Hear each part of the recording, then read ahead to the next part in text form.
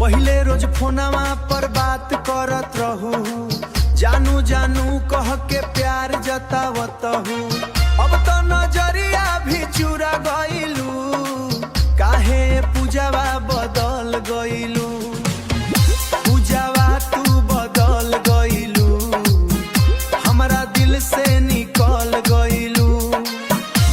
जे सपना साथे सजवनी ओकरा के तू तोड़ गइलू। पूजावा तू बदल गइलू, काहे इतना दूर गइलू।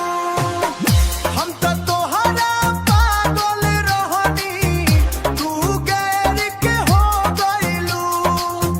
पूजावा तू बदल गइलू, रोवा छोड़ के चल गइलू।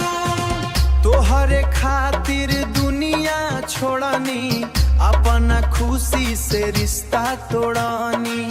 तू हंस के दिलवा जला गइलू, याद के जख्म दे गइलू।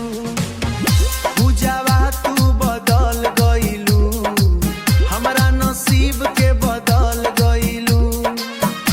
आजो दिलवा खोजे तोहरा, तू कहीं दूर निकल गइलू।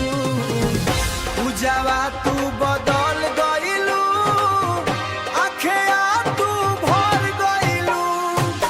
आँख में आंसू भर गई के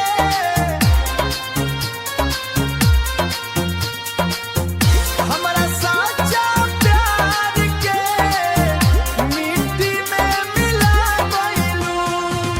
अब न भरोसा प्यार पे होई, दिलवा अकेले रो रो के सोई।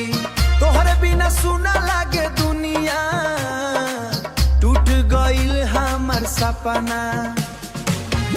पूजावा तू बदल गइलू, जियते जी मार गइलू। हमरा दिल के मई दर्द के कभी ना समझ पइलू।